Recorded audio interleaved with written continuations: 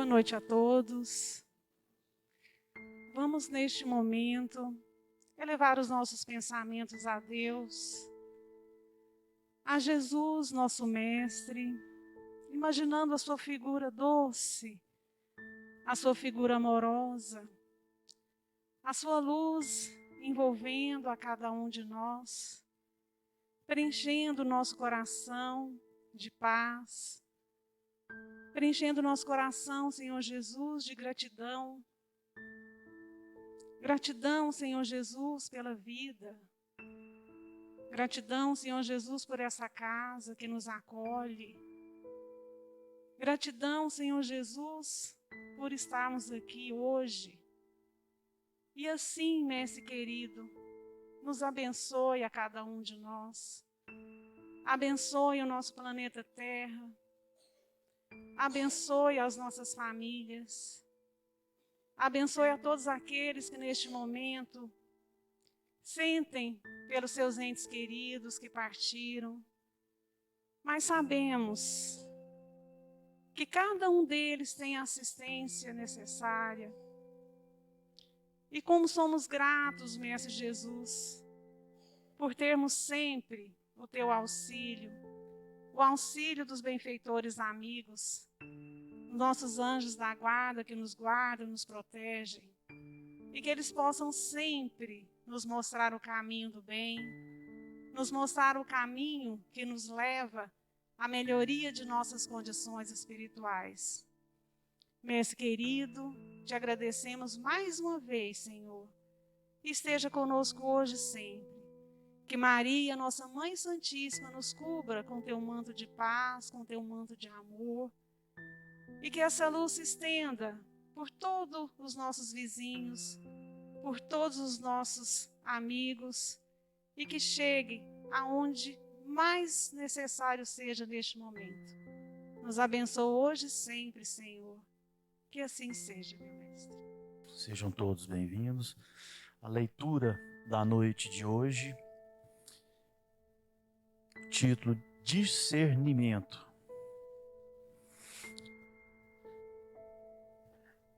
É um texto de psicografia de Francisco Cândido Xavier,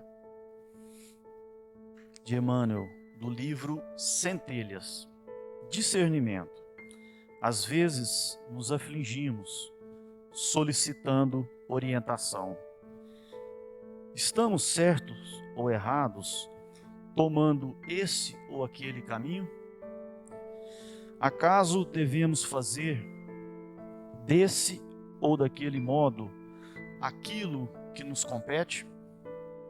Entretanto, é importante pensar que a divina providência colocou tanto senso natural de escolha nas criaturas que a própria mosca sabe onde se encontra o açúcar.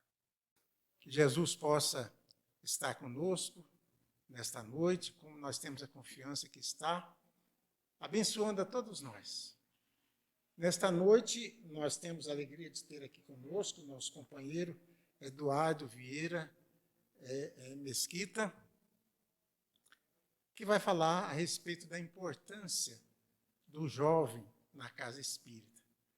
Porque vocês estão vendo aqui só pessoas acima de 50, 60 anos, né? Então, o futuro de uma casa é o jovem. E ele vai falar para nós como é importante o jovem na casa espírita. O Eduardo é presidente do Conselho de Administração da Federação Espírita do Estado de Goiás, estudioso da doutrina espírita, faz palestras em vários locais, e está aqui conosco hoje, e nós, com muita alegria, nós já vamos passar a palavra para ele. Que Jesus, na sua imensa bondade, possa nos envolver a cada um de nós, a fim de que participemos satisfatoriamente desta nossa reunião programada para a noite de hoje. Inicialmente, gostaria de agradecer à direção da casa pelo convite que nos fora formulado, especialmente na pessoa do nosso companheiro Fábio, que nos contactou e que gentilmente nos fez o convite. Já estive aqui na casa em uma outra oportunidade, em uma reunião, um encontro da Comissão Regional, que faz parte da estrutura do nosso movimento espírita no Estado, mas em reunião pública é a primeira vez. E sempre que a gente vem a primeira vez numa casa, é muito oportuno a gente rememorar algumas passagens que são significativas, especialmente quando da estada do Mestre, de Jesus, entre nós. Estávamos rindo aqui porque o Fábio já disse assim, você pode usar o microfone, está tudo aí, ok? E tem um relógio lá no fundo. Aí eu falei para o nosso amigo, ele falou, está vendo, já recebi uma advertência. Bem, como o Fábio nos disse, nós iremos refletir um pouco a respeito da importância do jovem, e eu sei que o que o Fábio disse agora há pouco para nós é de senso comum, e é importante que a gente ressignifique os nossos conhecimentos, as nossas ideias. O Fábio nos disse assim, que o jovem é o futuro, da casa espírita. E aí, essa linguagem, esse falar poético, praticamente todos nós conhecemos. Não só no ambiente da casa espírita, em outras atividades sociais também. O jovem é o futuro. Mas se a gente continuar, Fábio, alimentando essa ideia, nós vamos continuar perdendo gerações. Seja no movimento espírita, na casa espírita, seja nas atividades sociais, enfim, o jovem é o presente, é força realizadora agora. E Jesus tinha essa percepção, e é tanto que dos 12 apóstolos que ele escolheu para caminhar com ele naquela primeira hora, dos 12, praticamente 10 eram jovens. Mas, antes de refletirmos sobre essa questão do jovem, até porque o Fábio me mostrou o relógio, mas ele disse, olha, você tem 1h30, 2. O nosso tempo é curto, mas cabe ainda uma reflexão para a gente voltar um pouquinho e entender até o contexto que nos trouxe no dia de hoje, nessa casa espírita, com as condições que nós aboiamos na atualidade. E nesse sentido, então, é forçoso que façamos uma digressão no passado, naquela passagem inesquecível, naquela tarde na casa de Simão, em que Jesus fez uma promessa para a humanidade.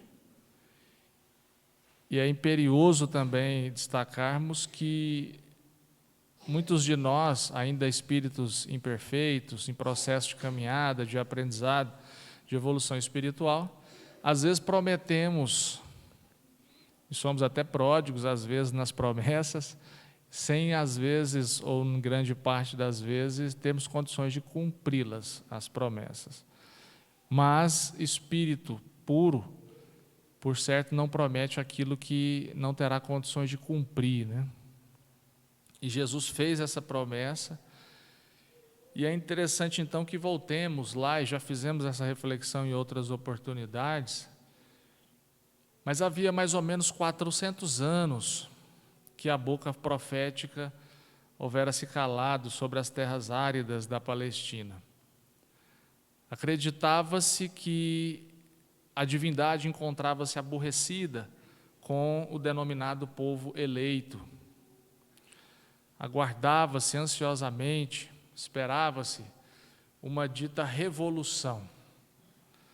Durante alguns lustros, aquele povo ali, então, da Palestina antiga, já se encontrava sob o jugo do Império Romano, e os dramas, as aflições, as dificuldades eram imensas diante das espoliações instaladas. Mas a notícia vinha de uma região muito pobre. Dizia-se que haveria a apresentação de um profeta, mas, como dizíamos, a notícia vinha de uma região muito pobre, a Galileia. A Galileia, naqueles dias, era formada em grande parte por pescadores, agricultores, pastores, pessoas de simples trato, e por isso mesmo aqueles que de lá vinham eram tidos como pessoas de menor credibilidade social. Mas a notícia insistentemente ecoou de boca a ouvido, de quebrada a quebrada, e inesperadamente em uma das melhores cidades da Galileia, Cafarnaum, eis que se fez presente uma grande multidão. Ali, naquelas pairagens, às margens do mar da Galileia ou do lago do Genezaré, habituou-se por construir algumas residências, algumas casas, à semelhança do que acontece nos dias de hoje, quando se busca a beira-mar para se construir aquelas praias, especialmente para que sejam visitadas essas casas em períodos de férias. Naquela época não era diferente. Inclusive as autoridades buscavam o mar da Galileia ou o lago do Genezaré também para se beneficiarem daquela região ali bastante aprazível, diante de um ambiente bastante inóspito e árido. Ali tinha-se o mar no meio daquela região. Por exemplo, Cleópatra, em inúmeras de suas férias, buscava ali as margens do Genezaré para descanso, repouso, refazimento. E ali havia se notabilizado um pescador de nome Simão Barjonas, e havia construído ele então uma casa à margem do Genezaré que se destacava das demais pelas suas imensas paredes de pedra altas e na parte superior uma claraboia que iluminava a fluxo. A notícia então foi amplamente divulgada e ali na casa de Simão compareceu uma multidão. Eram paralíticos, cegos, coxos, enfim, leprosos, enfim, era a apresentação das misérias humanas, em sua grande maioria das vezes caracterizadas pela miserabilidade das nossas próprias almas. Eis a matriz. E as pessoas iam chegando, se acotovelando ali na casa de Simão, as areias cobertas pelo tamarindeiro em flor, as conchas, seixos miúdos, as pessoas pisotizavam aquele ambiente. A sala da casa de Simão, que dava frente ao mar da Galileia, também já se encontrava abarrotada. E as pessoas aguardavam a apresentação do dito profeta. Aquelas pessoas simples, muitas delas miseráveis do ponto de vista material, ansiavam pela apresentação do profeta. Naquele hálito de expectação, então, inesperadamente, saindo da porta lateral, adentrando a sala, Jesus verifica aqueles que ali se encontravam, estende os seus braços e diz: eis que eu vos trago a minha paz. A minha paz não é esta caracterizada pela tranquilidade endinheirada, pelas benesses das convenções sociais, dos títulos, das posses.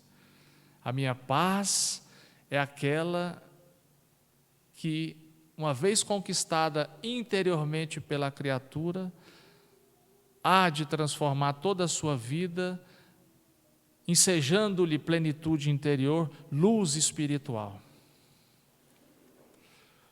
Ora, era um discurso original.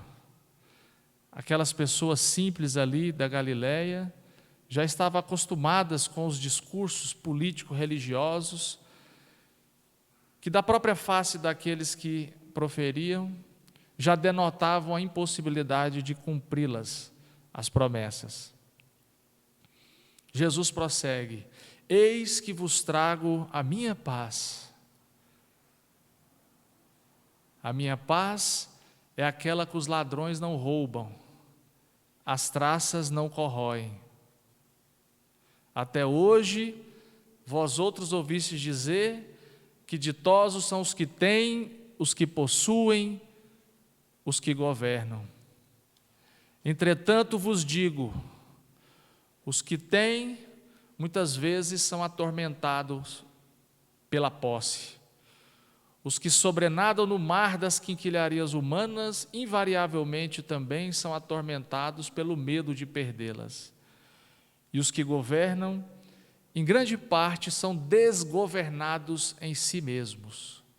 Por isso vos digo, eis que vos trago a minha paz, aquela que, uma vez conquistada pela criatura, em sintonia com o Pai Celestial, haverá de inaugurar uma vida nova. As pessoas observavam aquele discurso de Jesus, aquelas palavras doces, e como que findadas ao magnetismo que emanava do Mestre, como que se destacavam daquele ambiente, ou como que se o céu tivesse descido às suas cabeças. Não se escutava nenhum barulho. O silêncio era eloquente. Dava para se ouvir, quem sabe, talvez até o barulho da barba crescer. E Jesus então foi interrompido, ele prosseguiu no discurso, quando então do meio da multidão ouviu-se um grito: Jesus de Nazaré, apieda-te de mim, que sou um desventurado. As pessoas assustadas observaram, era um paralítico por sobre uma esteira imunda, que pedia socorro, auxílio. Os que estavam ali à frente, como que tampando a passagem, a dizer: não cabe, a sala já está abarrotada. Mas uma outra voz ouviu-se ao lado a dizer: peguem-no, levem-no pela escada lateral e desçam-no pela clarabóia. Assim fora feito, ouviu-se os passos atropelando a escada lateral, e aquela esteira imunda, atada nas quatro pontas, atada por cordas nas quatro pontas, sustentada por braços vigorosos, desceu ali ao lado de Jesus, o paralítico, que em verdade apresentava uma situação de hediondez. Era a apresentação das misérias humanas, em sua grande maioria das vezes, caracterizadas pela miserabilidade de nossas próprias almas. O paralítico, com aquele peito desnudo, magro, as articulações grossas, os olhos esbugalhados como que a saltar das órbitas, observava a face de Jesus e ouviu-lhe dizer: Natanael ben Elias, levanta-te e andas. O paralítico, absorto com aquela expressão e aquela determinação do mestre, antes mesmo de dar cumprimento à ordem, questionou-lhe: Mestre, tu me conheces? Se tu me conheces, tu sabes que somente a minha fome, a minha sede, a minha dor são testemunhas do que tem passado perambulando pelas ruas desta cidade. Mas se tu me conheces, de onde que tu me conheces? Jesus então lhe responde: Natanael ben Elias, lhe conheço antes que tu fostes. Talvez como a nos dizer, que nos conhece antes mesmo de enxergarmos a condição que estamos na atual existência. E o porquê das nossas conquistas e dos nossos fracassos. Por isso mesmo lhe digo: levanta-te e andas. O paralítico então fincou os braços magros ao solo, tentou se colocar de pé, balançou como o pêndulo de um relógio e, tomado por um vágado, tombou ao chão. O ar de expectação aumentou, as pessoas que ali estavam, e Jesus interpretando os pensamentos dos presentes, como que a dizerem: se tu és o profeta, cure-o, a fim de que creamos.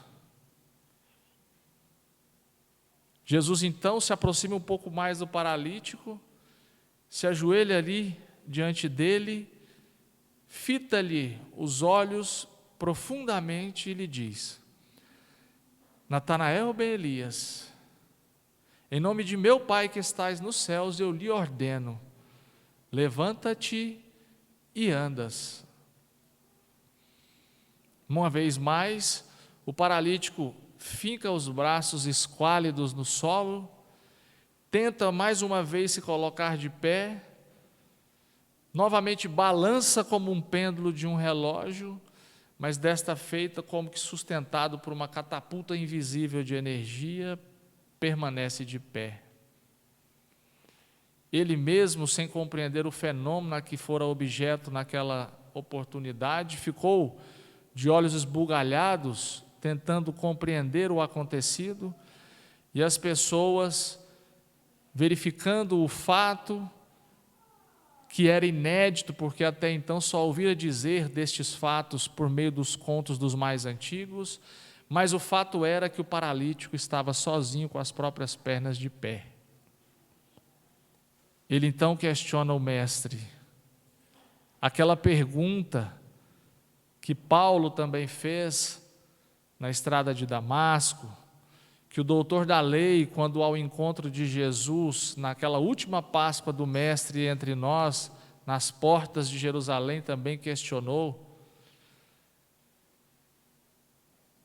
Mas numa expressão mais próxima da de Paulo, o paralítico pergunta ao Mestre: Senhor, o que queres que eu faça? E Jesus lhe responde: Vá, Natanael, e demonstre àqueles ditos doutores da lei o que é capaz de fazer aquele que vem em nome de Deus. O paralítico colocou-se de joelhos, passou a enrolar a esteira imunda, e aqui um parêntese, né? Ele não precisaria mais dela, porque não estaria mais rastejando pelas ruas da cidade, mas a semelhança de nós outros também, que temos dificuldade de nos desvencilharmos das coisas e nós vamos acumulando-as em nossos ambientes, ao passo que muitos que nos rodeiam precisam também usufruir dos bens materiais. Ele acabou de enrolar aquela esteira imunda, depô-la embaixo do braço, deu alguns gritos, a multidão abriu alas e ele saiu dali com um sorriso diferente no rosto, caminhando com os próprios pés. Mais adiante ouviu-se dizer a um outro grito: Mestre, cure a minha filhinha. E ali estava uma jovem senhora com a sua criança no colo, a dizer, apesar da tenra idade, ainda hoje não teve a oportunidade de ver a luz do sol, a beleza das flores: cure-a, Rabi. E Jesus, se aproximando, por um simples toque, ouviu-se os gritos da criança pelo globo ocular ferido pela luz. E mais adiante: socorre-me, salva-me, tenha piedade de mim. Era a apresentação das misérias humanas, na sua grande maioria das vezes, caracterizadas pela miserabilidade de nossas próprias almas.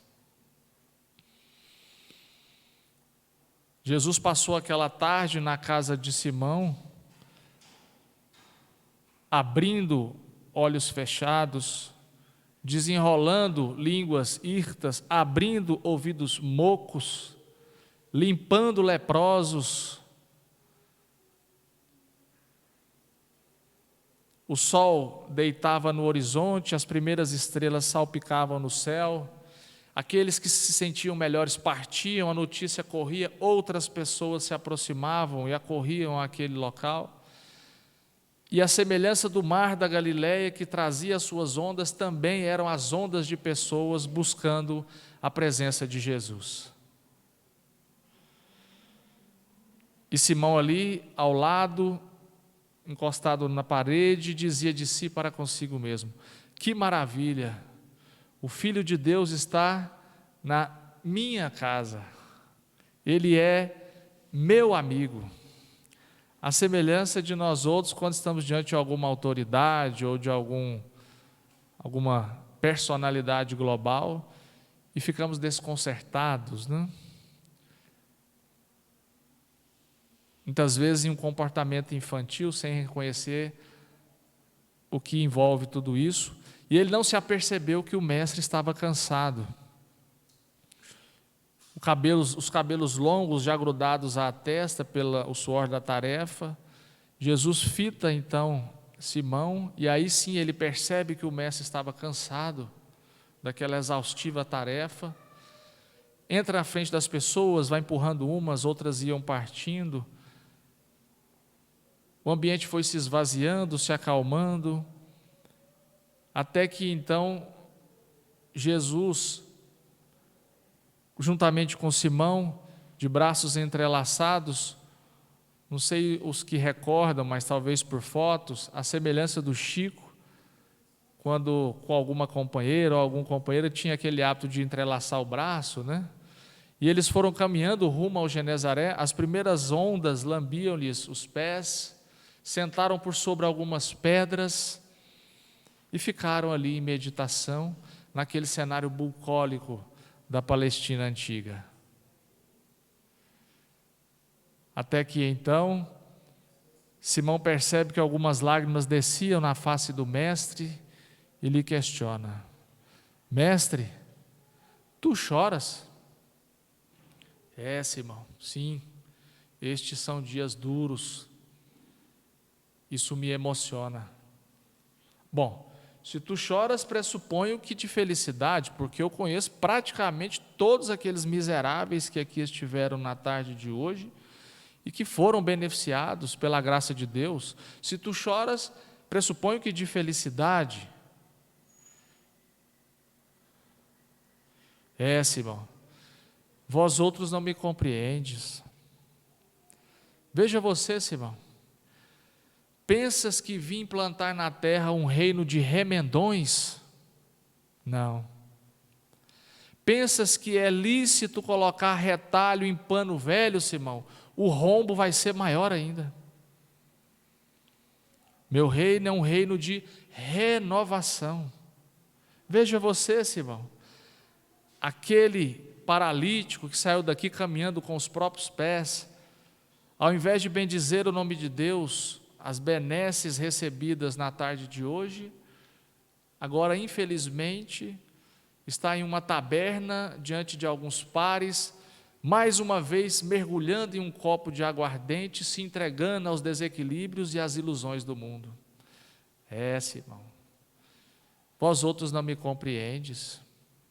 Veja você, Simão, aquele leproso que tu viste sair daqui limpo, curado, depois de tanto sofrimento, também ao invés de bendizer o nome de Deus, objeto que fora na tarde de hoje, Simão, agora está em um lupanar, diante de uma mulher equivocada, rasgando as suas vestes e dizendo: hoje irei me embriagar de prazer, porquanto durante muitos e muitos anos fui privado do prazer da carne. É, Simão, vós outros não me compreendes.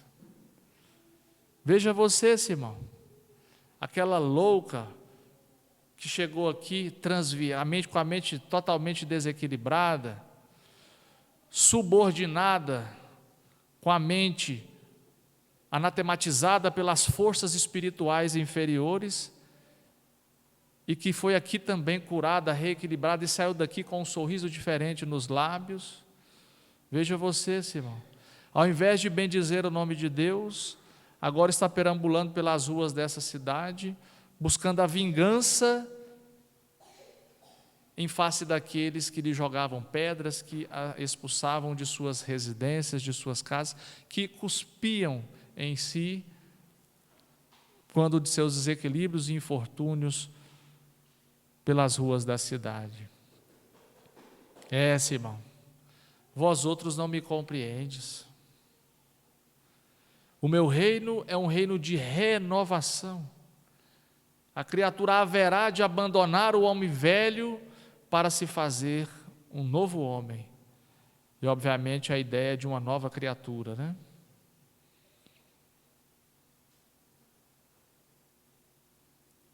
Jesus prosseguia naquele diálogo, quando Simão, tentando interrompê-lo, ele ainda prossegue dizendo: vós outros não me compreendes, mas eis que lhes enviarei o Consolador,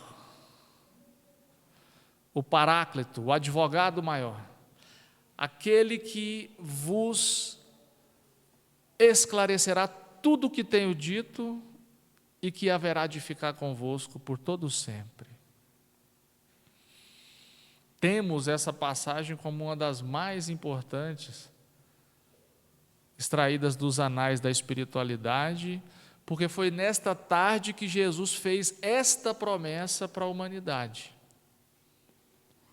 E deitados os séculos na ampulheta do tempo, eis que no crepúsculo do século XIX, então, e assim confiamos, com o advento da doutrina espírita, a publicação do Livro dos Espíritos, cumpre-se a promessa feita pelo Mestre, e eis que temos em mãos a doutrina espírita, rasgando os véus da espiritualidade e trazendo-nos ensinos extraordinários no que se refere à compreensão desta mesma realidade espiritual.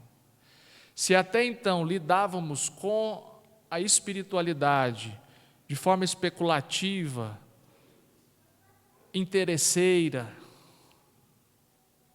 desequilibrada, com condutas equivocadas, com o advento da doutrina, então, chega-se o tempo dessa maturidade para se estabelecer de forma equilibrada, saudável, enfim, em sintonia com o alto, o significativo e importante intercâmbio espiritual. Agora não somos mais corpos transitando pela terra, mas espíritos imortais que temporariamente ocupam corpos. E quando se ampliam os horizontes da verdadeira vida, o convite que nos chega é para que então deixemos para trás o homem velho. Não dá mais para alegar desconhecimento de causa. Rasgados os véus da espiritualidade, estamos então agora colocados diante do altar de nossas próprias consciências. E aí ficamos a imaginar. O que de novo trouxe então a doutrina espírita? Dentro de suas bases, a crença num Deus único. Isso o povo hebreu e outros povos já traziam dentro do seio das suas comunidades. A imortalidade da alma também não é algo novo, não foi algo revelado pela doutrina espírita. O intercâmbio espiritual também não é algo trazido pela doutrina espírita, já dista de longas datas. A reencarnação, desde o processo da metempsicose e outros também, já eram conceitos e ideias e conquistas de povos mais antigos.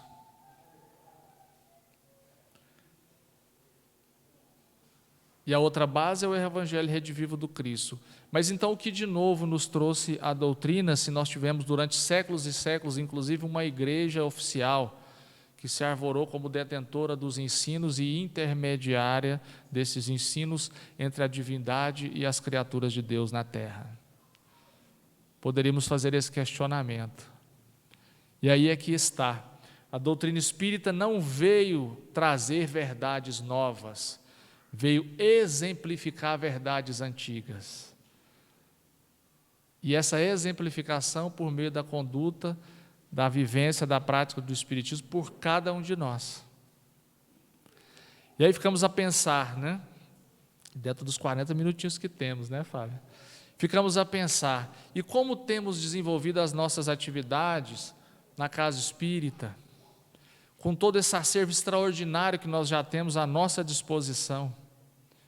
E precisamos ficar atentos, porque a vida é um sopro. Os que aqui estão com os cabelos grisalhos, as mulheres não, né, Fábio? Porque as mulheres são inteligentes, as mulheres não envelhecem, elas ficam loiras, né? Mas aqueles que os cabelos, inclusive, já caíram, né? Que já estão na caminhada há mais tempo, sabem do que nós estamos dizendo. O tempo é implacável. E lembrávamos de uma companheira que veio da Alemanha uma vez nos visitar aqui em Goiás, Fábio, e nós tivemos com ela justamente lá onde era a editora, que você trabalhou tanto tempo, né? E ali nós temos o Francisca de Lima, o Emmanuel, o pai, é um quarteirão inteiro espírita. E ela foi visitando, foi vendo aquilo tudo, emocionada, ela sentou e começou, né, as lágrimas. E aí, tudo bem, respeitando ali, mas dialogando, ela falou assim, vocês são milionários aqui. Ficamos por entender. E ela foi dizendo, né? Eu, para estudar a doutrina espírita na Alemanha, eu tenho que andar mais de 30 quilômetros para ir, mais de 30 para voltar. E só tem 3 livros. Livro dos Espíritos, Nosso Lar, e na época era uma outra obra, não me recordo agora. Vocês aqui, só a obra do Chico, são mais de 412 livros. Vocês têm tudo.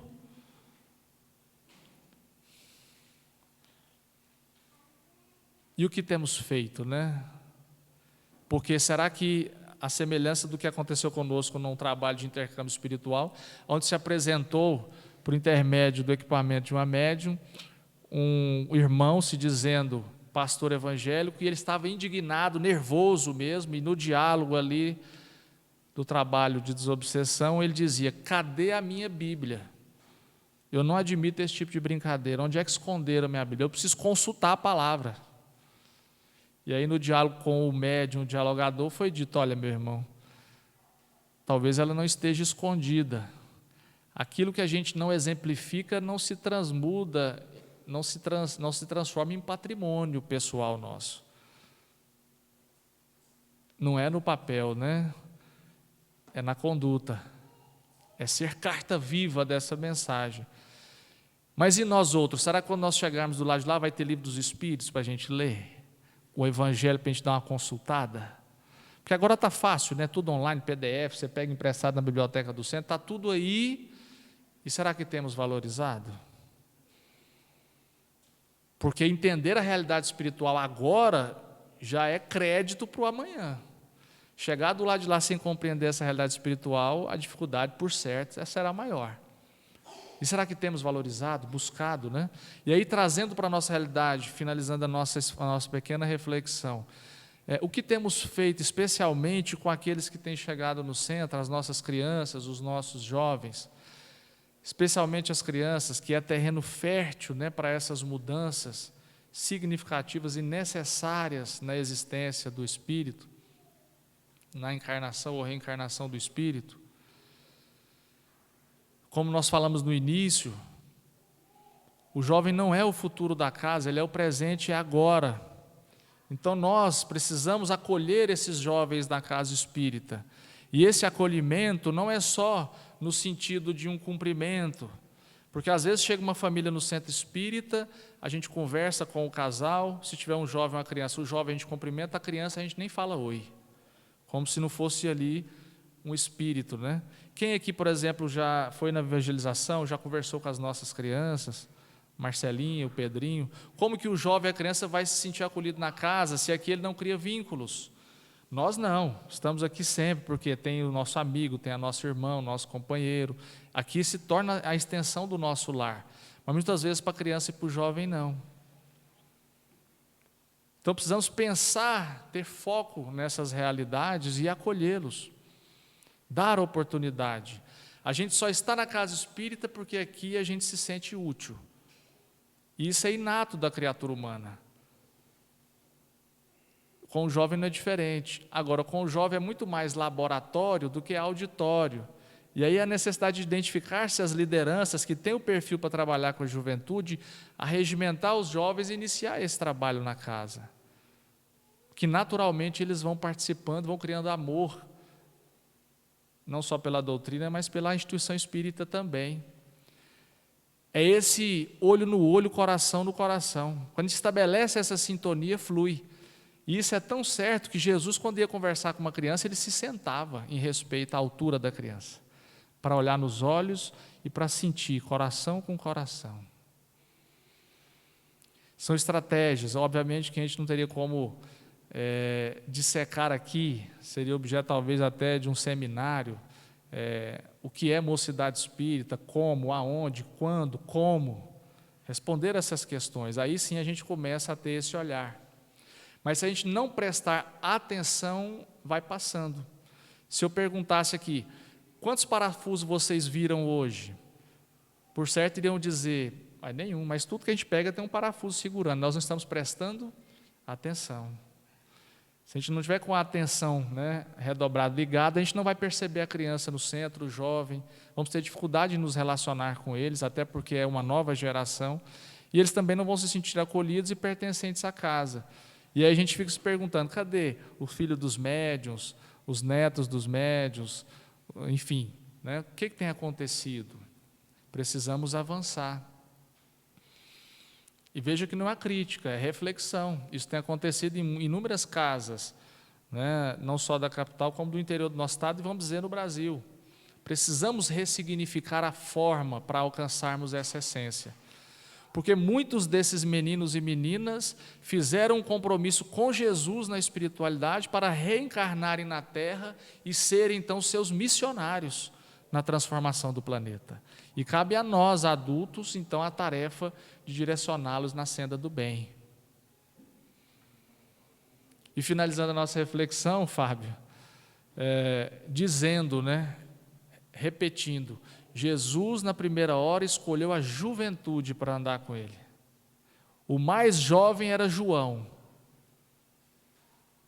E foi o único que permaneceu até o fim com Jesus, o mais jovem, no alto do Gólgota, quando do madeiro infame, ao lado de Maria. Primeiro mártir do cristianismo, depois do próprio Cristo, foi Estevão, um rapazote. Não menos jovem também foi Saulo, na personificação de Paulo. Francisco de Assis, ainda jovem, abandonando suas vestes, seu nome de família. No Brasil, Zilda Gama, Ivone do Amaral Pereira, Francisco Cândido Xavier, que com pouco mais de 18 anos trouxe o seu primeiro livro à luz, Parnaso de Além Túmulo, que abalou o edifício literário no país pelas mensagens recebidas. E finalizando, lembramos do Chico, e narra um de seus biógrafos que certa vez ele foi à frutaria, hoje em dia é Verdurão, né? Antigamente era Sacolão, e ele estava ali, então, escolhendo alguns tomates, e ele é natural, é comum. Tem tomate que fica por baixo, ele fica mais amassado, e, enfim, aí a gente vai escolher o tomate, né? E aí, narra o biógrafo que ele tirava um bom, com aquela baciazinha, ele tirava um bom e olhava e pegava um ruim também. Aí ele tirava um bom e pegava um ruim também, um mais ou menos, e colocava. E a pessoa, olhando aquilo, chegou, encostou e perguntou para ele, né? Falou, Chico, mas não estou entendendo. Então, tanto de tomate bom aí, você está pegando uns tomates ruins no meio? E ele respondeu, meu filho, se eu pegar todos os bons, não vão sobrar bons para os meus irmãos que virão depois de mim, né?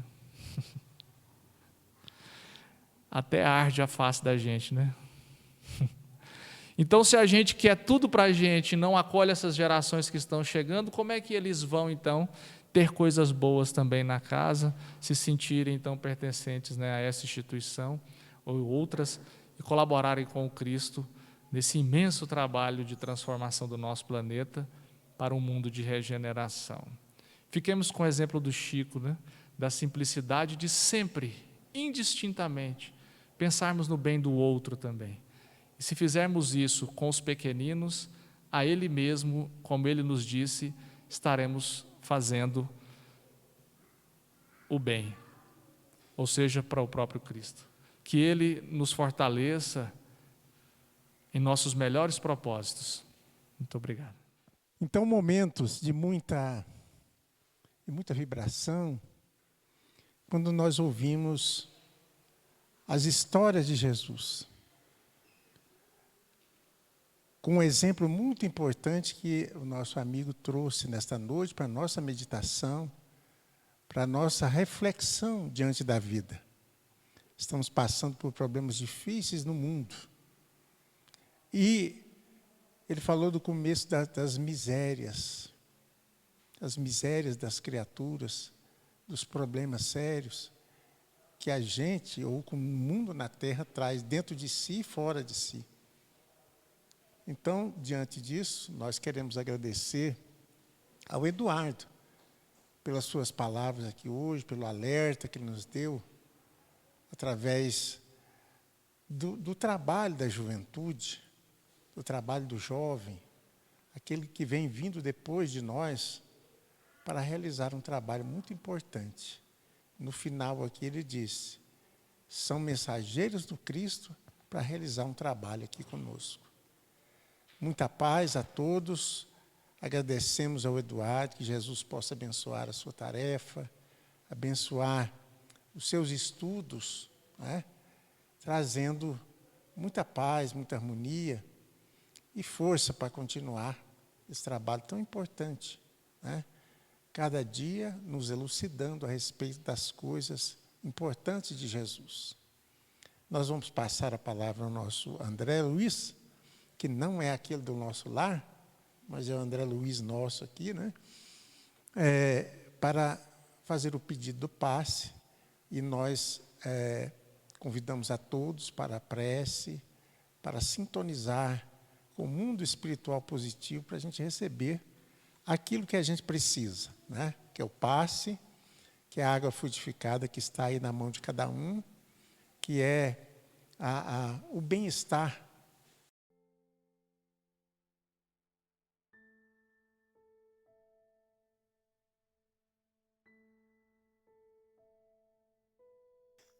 Então, meus irmãos, vamos levar o nosso pensamento até o alto neste momento, recordando das nossas necessidades, das nossas dificuldades e fazendo os nossos pedidos ao nosso Mestre Jesus.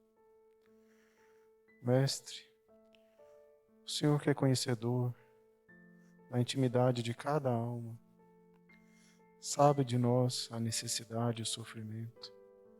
Rogamos do Senhor que a tua luz e o teu amor possam nos envolver, trazendo tudo aquilo que necessitamos, de acordo com o nosso merecimento.